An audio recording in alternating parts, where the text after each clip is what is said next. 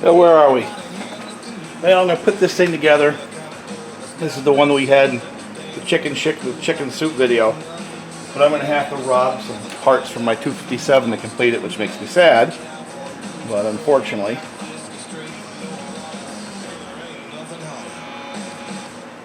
it's just what I got to do. So basically, I'm using old gaskets, but I 1190 Ford, you know, all the mating surfaces. But I've put a new carb on. I'm chickening out and putting in a new carb. And what I found you got to do is you sort of have to settle that plastic in there. Then I can put the screws in and hope I didn't push the gasket off.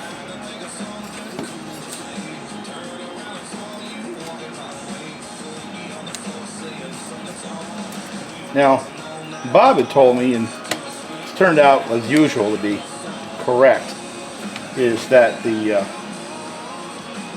manifold screws for these things are fairly unique and fairly rare.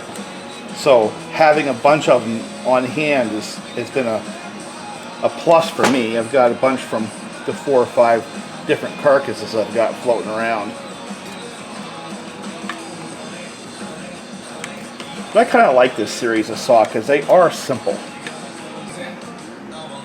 A couple of things I'm going to have to fight around is, number one, I couldn't find a heat shield that goes between the muffler and the cylinder. And the 257 one is, you know, that would probably work. Too late now. Bob says they don't all have them. And I wonder if these older ones that don't have the force feed into the intake air box are ones that didn't have them, because I looked everywhere. And I've taken a bunch of these apart and I didn't see them. So what I am going to do is try to find some 257 heat shields, and then I'll modify it and put it back on this saw. And you know something, if I can't find them, I'm just going to make them. And that'll be a video in itself. In old saws like this, sometimes that's what you have to do. You have to innovate in order to get them to run. Yeah, I remember when I first got this $10 die grinder, maybe $20 die grinder. Didn't think I'd ever use it. Of course, that begs the question, if that's the case, why did I buy it? Well,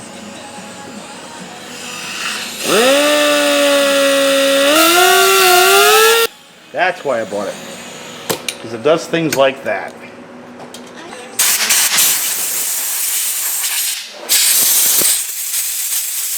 The junk innovation continues. I got to come up with a pull start. This came out of a 51. I want to see if I can put that spring in this 254 cover.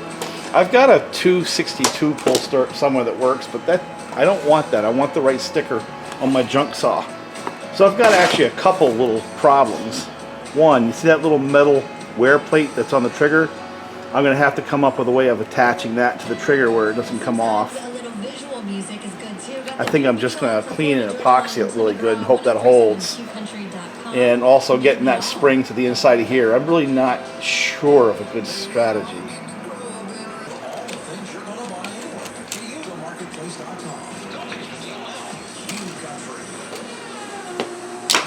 Can you believe that? Can you believe that? Now the question is it going to work? You know? Let me put a little bit of grease on this. Dump a little oil in there. Now, like I said, I've got no idea if this is even going to come close to working. There's only one part of this saw that's not going to come out of the pile of junk, and that is the carburetor. Now I think actually I'm supposed to put that shroud on after I put the this darn thing in.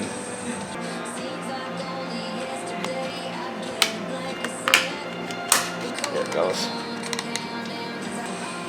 And if I put a new pull cord on here, you're not going to see this section of the video. That's all.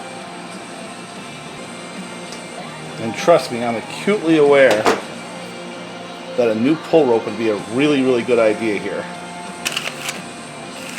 See if I can get it started with 1, 2, 2.5 revolutions.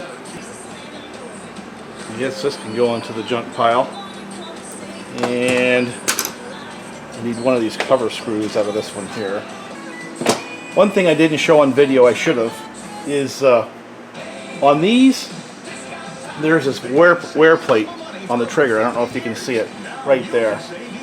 And there's a little, it's like a clip on. There's 2 clips at the bottom, 1 clip on the top. And the one on the top always breaks off. So what I'm trying is, I epoxied that on. Just pretty much standard epoxy. And I'll see whether or not that survives. And the other thing is these 254s have got these goofy little rubber grommets. So I got to put them in before I go further. I pulled them out when I was washing the cases and stuff. There it goes.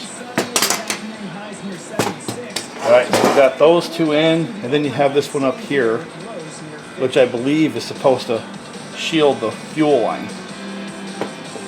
So there it sits. That's the only new part. Oh, I'm going to put a new part on. This is for a 242 because I cannot find new air cleaners for the 254. And yeah, it's a little smaller, but it'll work for now, you know. One of the things I noticed when I was putting this together is there's really not much I can do to solve the issue, but the flywheel is going to rub that plastic, and I think it's because when I did my fix, I pulled a little bit too tight, so I'm just going to let the flywheel just eat its way into the plastic, and it'll be all right. You might be a redneck if. And also, these little tabs that hold the wires are gone, long gone. I don't think the wire's going to get sucked in. Yeah, I think what I should have called this project was "You Might Be a Redneck If" saw. Tell me I need another heel coil.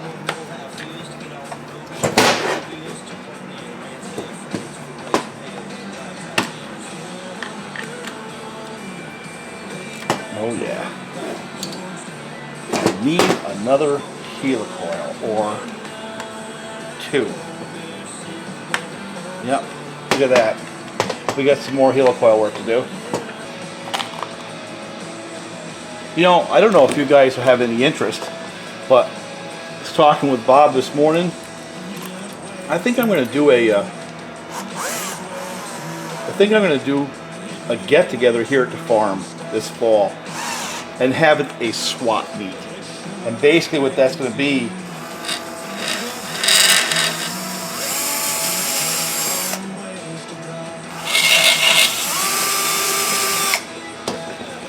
what I think it'll be is taking all these parts and stuff that we've got laying around, and somebody might have interest in them. Bring them up and put them on a table, and if you've got something interesting you want to swap for those parts, come on down with a bag full of junk and we can just trade off parts to help complete each other's saw projects. What do you think about that as an idea? I've had these 2 pieces here since the 80s.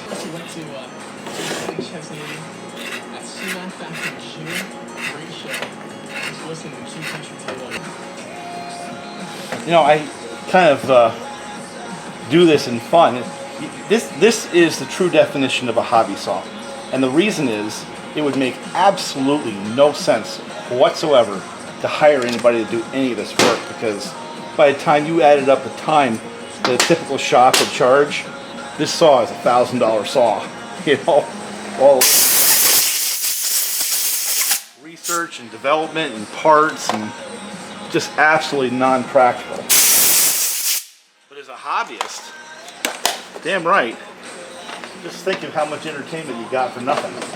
And when you're done, you actually have a useful thing.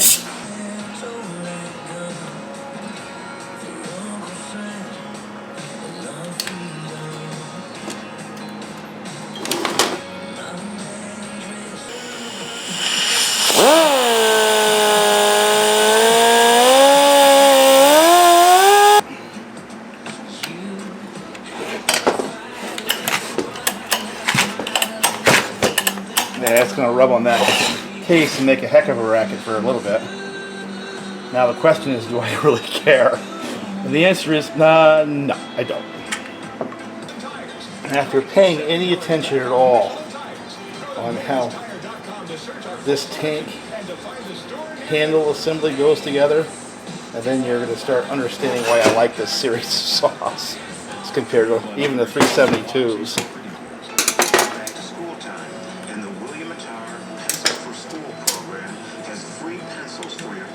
Darn things go together really easy. So for, I guess the point I want to make is for a hobbyist type, building junk saws like this for fun, how do you beat the 200 series? So they're obsolete, so nobody wants them. And that means they're cheap. Cheap to find. They run really good. I mean, they run like a modern saw should. Which means you have a useful tool when you're done. I'm going to do a no-no. And what I'm going to do is fire this saw up without putting a bar and chain on it. And oftentimes when you have a quick revving little saw, it'll spin that clutch right off there. Finishing things up, I'll put on an air filter for 242, and I got this nasty cover. I'm stealing a screw off of this one. Yeah, this is truly an ugly saw.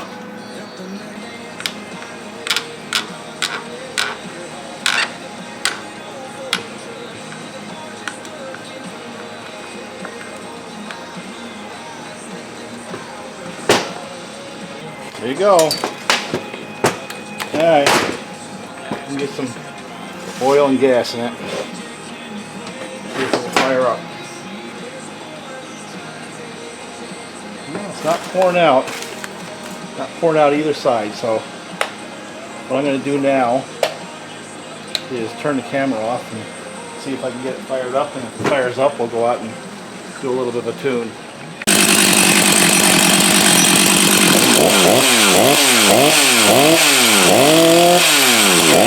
It's running really fat, so I didn't see if there's any oil coming out. Yeah, it's oiling, but meanwhile I need to open these up quite a bit.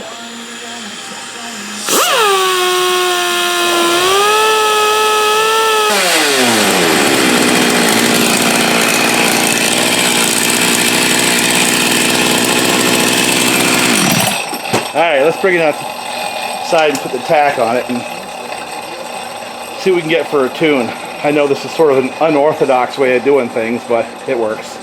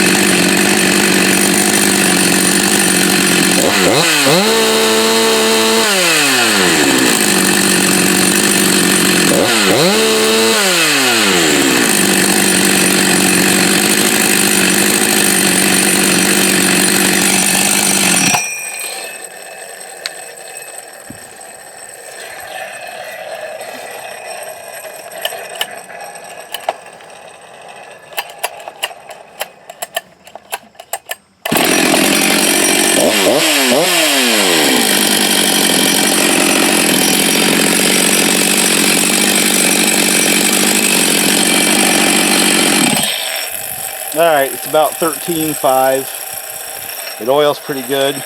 It idles good. I think it's ready for some work. What do you think? That ugly thing. See that boss right there? Well, the 257 cases have got a little rubber isolator. This sets in there to stabilize this whole system right here, the chain brake. The 254 does not. So this cover, unless I cut that off, will not work on this saw. So I made some cuts of this thing. What can I tell you? Chips flew everywhere, as you would expect. One thing I can say is this is one strong saw. It's a 54 cc saw that feels like a 65 cc saw. So I'm very, very pleased with the build, you know. And it is ugly. No, that's not staying. And yes, this was a John Thread 625 cover that was sacrificed on the altar of testing because I needed to make a couple of test cuts to put some tune on that motor. And I really wasn't in my heart quite yet ready to destroy this cover that came off my 257. And it had this boss right there, which wouldn't let it settle into the cases and work. So I did that so I could move further forward. Went back to the Oracle Bob and asked him, I said, you know, look, I've got these two saws, my 257 and my 254, and I was wanting to rob the chain brake from the 257 so I could run the 254, and it wouldn't work, and started complaining about that boss in the hole, whereupon he replied, this of course in message form, it's not about 257 and 254, it's about old and new. That's an old 254 case. This is the newer one. And like my 257, the newer one has that hole, which corresponds to this boss on the chain brake. The old one does not, so I will have to destroy that boss in order to make it work. But not to worry, because I've got some new ones coming, and all the new ones in the part stream, the ones that you can still buy, are for the newer versions, and they have that boss. So if you have the older versions and you buy a new chain brake, you're going to have to make the modification that I'm going to make for the saw. Now, one step further, not only is there differences in the cases here, there are several other differences that I'm going to point to. One is the way the oil pump works. If you remember in the video, I had a brass gear which I had to sweat to fit on top of this crank, and then it cooled and squeezed, and anytime that motor is running, it's driving that pump and pumping oil out the bar. Well, the newer ones are like the new saws, where instead of having the gear being driven constantly, the new ones have an arrangement where it's driven by the clutch. So when the chain stops moving, the oil pump stops pumping oil, which is actually a nice feature. This one here, you have it idle, you're going to have a puddle because it never stops pumping as long as the engine's running. So the newer versions are a little more sophisticated in that regard as well. But also,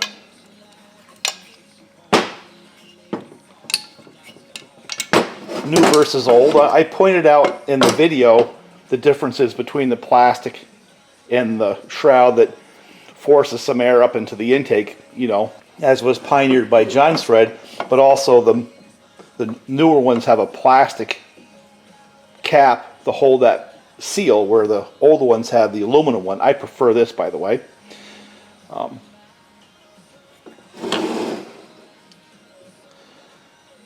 And actually, this one here is intermediate, because even though it has the older case where it doesn't have the hole, it does have these holes that would allow you to put this piece of plastic. So there's actually 3 sets of cases. That's interesting. And the reason I say that is because that saw is even older yet because it does not have these threaded holes.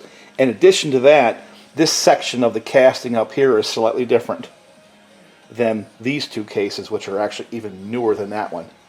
So what I've just learned, real time as I'm talking to you folks, is there's at least 3 iterations of the cases for the 254s.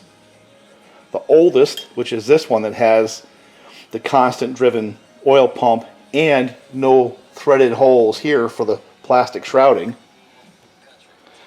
The aluminum versus the plastic, that's on this one. And as I said before, the cases are actually different here as well. You could, if you go back in the video, you can see it. I really don't have a bare set of cases to show you what's inside this one. You'll just have to go back into the video and trust me that there's a little bit different casting there. It doesn't have these bosses here with the threaded holes for this plastic, as both of these do. And of course these two are different in that that's aluminum versus plastic, and this one doesn't have that hole there. So all this has been learned this last couple of days. There's a lot of variations on the 254s. And even though there's all that variation, there's also a lot of parts interchangeability. I mean, I can go back and forth with the oil pump configurations, no problem. And tank handles and cylinders and pistons and cranks and all that stuff you can pretty much interchange. Like the 242 and like the 272 series, this mid-sized Husqvarna, these 55 to 60 cc Huskies, that includes the 262, are a lot of fun to work on. And I gotta tell you, you're gonna see in the video, that saw right there, it rips. That is easily a match of a 550. And I'm not quite sure I want to say it's a match of the 555, but it's getting close. I mean, I was very, very surprised with the power that thing had in the very few test cuts I made with it. So, of course, it has a shorter bar and it hasn't broken in. What I'm going to do to polish off this video is get rid of that blister right there and put on a slightly modified chain brake off my 257. And then I'm going to take this cover and epoxy some screen on the inside. I'm not going to show you that video, but I'm going to do it and you'll see it on the saw when I have it cutting some wood. And then we're going to go up and run it for a little while, get some video of that thing in action. And I think you're going to be as surprised as I am about how strong that saw is.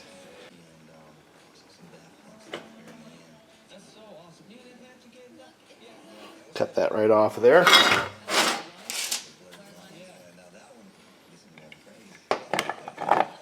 Oh, look at that. How's that? A little bit better. This screen right here, believe it or not, I get these. They're inside pull-in mufflers. They come in sort of like a section like that. And believe it or not, I put these on the inside of my mufflers when I put a bigger hole in them, and they're going to go outside the farm. And it's somewhat of a screen, which is somewhat of a spark arrestor. So I got a bunch of this stuff around that I use. But you know something? As well as it works in the muffler, I'm going to do something like this. I'm going to epoxy that right in there with JB Weld, and maybe that'll keep some of the chips from getting in the airbox. I guess I'll just let that sit for a while. Well, I think today marks the official start of the firewood season for me. Transitioning from the farm and getting ready to start trying to harvest the firewood. And the 3 saws that are going to be my work saws this year, it changes every year, but for this year it's going to be the CC2CS saw, and that's kind of a tweaked 254. My tried and true 562 build in my tried and true MS or HS Husqvarna or HZ 660, which is the 100cc version. It's the 56mm top end on that saw. And those three saws are going to do the bulk of the work. You know, there might be a project saw here and there, but that's what I'm going to rely on this here. My other saws like Cyclops and the 372s and my John threads are all in the retirement home for saws. It's a closet. People don't know. And you know, the 555's in there, and the 365 converted to the 372 XPWs in that retirement home. And a lot of really good saws are in there. The 242 and that 254, it's small enough and light enough to do small saw work. And the 562 does most of the work. And then for the blocking, of course, the MS 660. I think for the purposes of the 254 video, I'm just going to block up that chunk right there, you know, and not bore you with watching me work in the woods. So.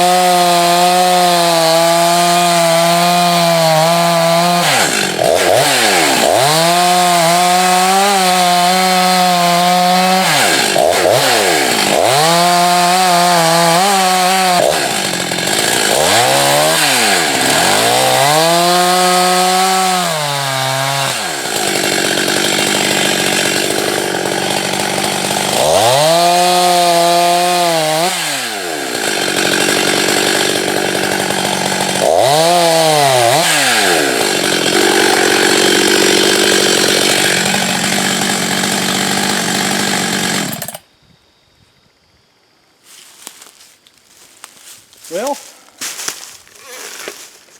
what do I think of that little saw? Well, I know I'm older and fatter. I'm terribly out of shape. So I think that's going to get a lot of use until I get back into shape. That's one thing.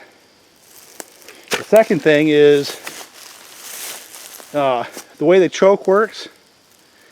When I pull it out and just, you know, where it feels like it comes to a stop, it hasn't got the choke on yet. I got to pull it out where it snaps. So that's a learning the saw thing, and then it starts pretty quickly. Restarts are quick. It's got really good power. You know, I'm not sure that I expected it to have as good power as it does. In my heart, I kind of expected it to be like one of my hopped 350s, but it's way more than one of those. It's not even close. But anyway, on that hardwood, it went right through it. I could really lean on it. I could probably go up a size in that bar. So, in my mind, it's definitely a successful build. I think what I'm going to do is, just for keeping things real, is go down and take a couple of cuts on that hard maple down there, because I want to know whether or not it was just cutting really, really fast, or the wood was really soft. So let me go down and do that, and then I'll close off this video and get to work. So for a reality check, let me take a couple of cuts on that maple, and this is hard maple.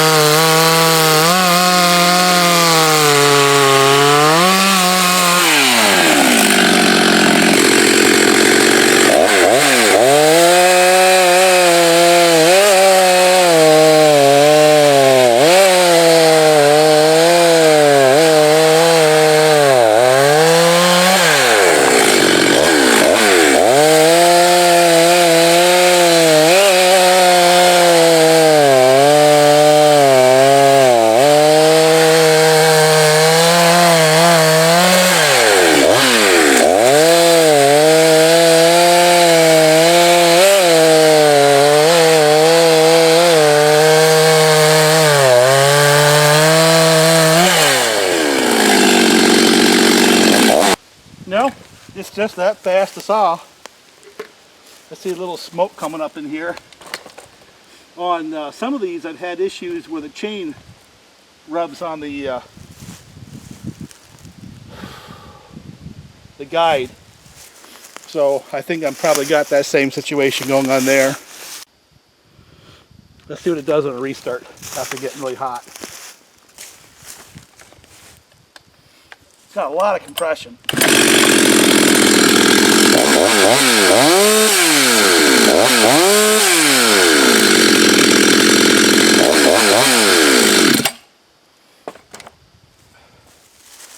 I may add a little fuel to it, you know, and but yeah, I mean, it's light, it's got a lot of power, it's old, it's ugly, but it sure as heck is effective. So I'm going to leave it at that. Talk to you later. Bye for now.